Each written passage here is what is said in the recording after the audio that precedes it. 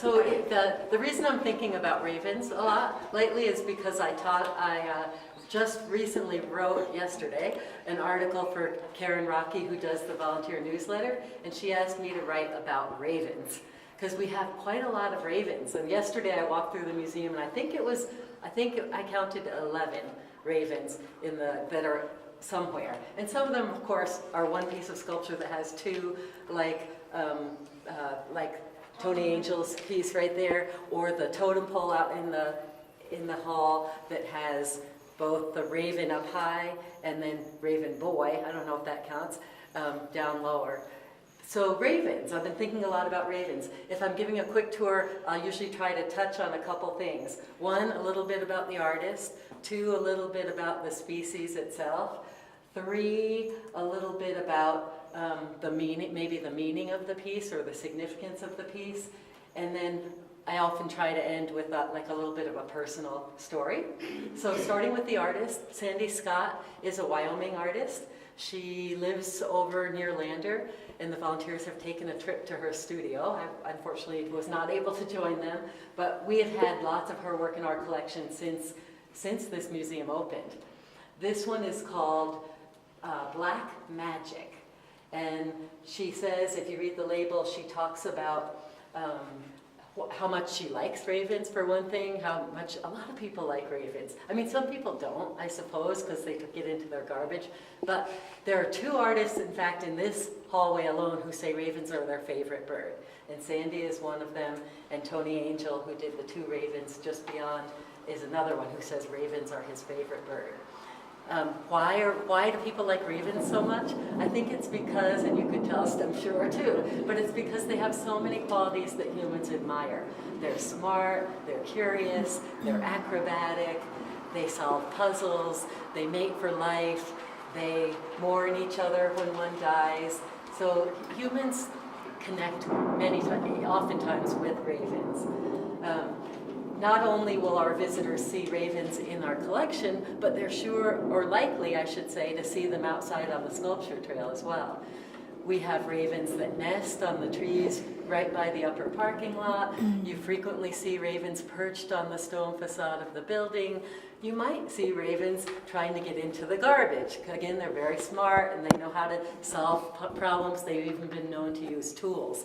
That's why our security has put wire mesh over the openings of the garbage cans to try to discourage ravens, but they're pretty smart. They figure how to get in there. So this piece, if it's a piece you're looking at for the first time, I often like to say, what do you see? You see a raven, the bird. What's it perched on? You're at about 3 minutes, by the way. Oh, thank you so much. It's perched on a totem, right, and it might remind you of the totem out here. And the totem is from the northwest coast of one of those tribes, the Haida or the Tlingit. Sandy spent a lot of time traveling there and also up in southeast Alaska. And she became intrigued by the culture. I won't go into all the interesting things about how those tribes and how those people, I don't know if they call them tribes up there, First Nations, clans, thank you. How those clans, what they attribute to the raven. But that is a raven. I wasn't sure if it was a raven or an eagle. I think she says something about it. Does she say something about it here? I think, let's say it's a raven. In their creation myths are all about the raven. Right. And if I'd had time, I would have told a personal story about a raven. I'll do it anyway. Yeah, I was going to say, go ahead.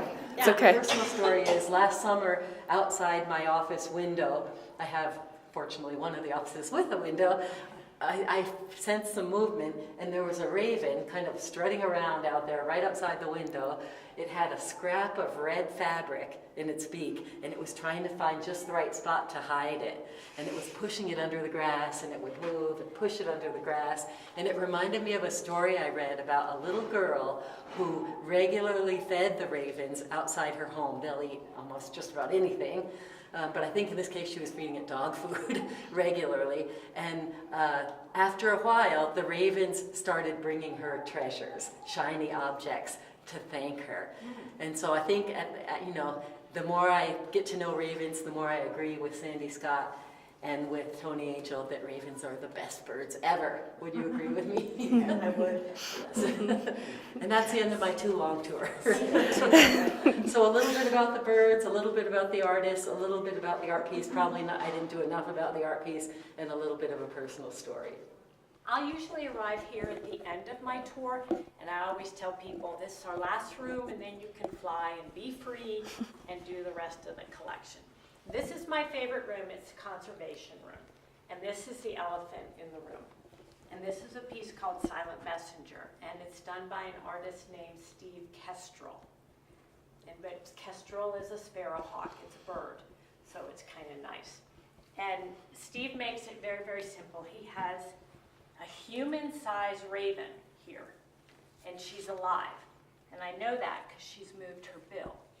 And she's got a Wyoming granite carved raven, she is, in a Colorado sandstone sarcophagus that has human handprints, which is where everybody tries to touch, and you have to stop them, on each of the four corners. And the message is very simple. Do you want to live with wildlife or not? Because we're closing the coffin on them, we're closing it on ourselves. Shot over, shot out. It's really that simple. I talked about sculpture earlier. It's a thing in a space. And this one's kind of interesting because Steve is a direct carver, okay? He just walks around, finds the rock, and decides, that looks like a raven, or that looks like an owl, or in the hallway there, that looks like a Gila monster. And so he just looks at it and goes. He doesn't make a clay model and then use protractors and then go do it. He just gets right at it. So it's kind of the centerpiece in a room where we talk about, can art make that difference in conservation? We ask people, can art protect wildlife? And so that's what this is asking. And then we have other pieces and questions. And that's how I talk about that piece. And she stuck to 3 minutes. Well, I never time. Usually we're at the end, and you stand between that tour and lunch, or them and their airport. That is huge, because when you have those tours on Friday morning, they're all leaving, and in the middle of your tour, Friday, I got interrupted 4 times by people coming to say goodbye to their group. So you just kind of have to be really, really flexible. And I never say the same thing twice, so I have no clue what I'll do the next time. But I usually kind of cover the bases. And there's a lot of Steve Kestrel on YouTube. As a matter of fact, I never realized this raven was human-sized until I heard him say that on a March 2018 YouTube video. Because he doesn't mention it, I believe, in what we have on the screen here. So before I come and do a tour, I always try to look up one new thing that day so that I can't learn more than one new thing. So I don't remember. And if I don't use it, that information's worthless to me.